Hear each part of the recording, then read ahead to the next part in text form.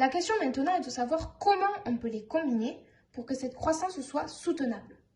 Alors là, il y a deux thèses qui s'opposent. D'une part, dans une perspective néoclassique, on se situe dans une conception faible de la soutenabilité qui est plutôt optimiste.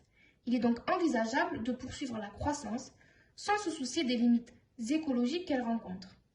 En effet, dans cette approche, la destruction de capital naturel et la dégradation de l'environnement sont possibles à condition que le stock total de capital, lui, continue de croître. Ainsi, dans cette conception de soutenabilité, les capitaux sont substituables. Pour maintenir cette croissance soutenable à long terme, il suffit de garder constant le volume de capitaux, peu importe sa composition.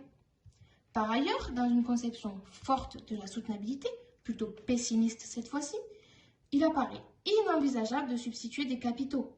Selon les tenants de cette ligne, les différentes formes de capitaux sont complémentaires et non substituables. Ils considèrent que les dégâts de la croissance économique sur l'environnement sont en grande partie irréversibles. Il faut donc garder constant le stock de capital naturel et donc, par conséquent, il faut reconsidérer notre modèle de croissance.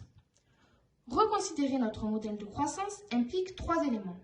Premièrement, il ne faut pas utiliser les ressources renouvelables à un rythme supérieur à leur capacité de renouvellement.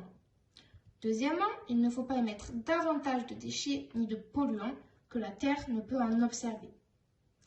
Troisièmement, il faut, à mesure qu'on utilise des ressources non renouvelables, les substituer par des ressources qui seront elles renouvelables. Ainsi, les conditions pour atteindre une croissance soutenable sont liées au degré de substitution des capitaux.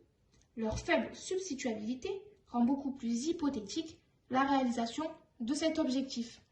J'espère que cette notion paraît plus claire dans vos esprits. Merci d'avoir regardé la vidéo. À très vite.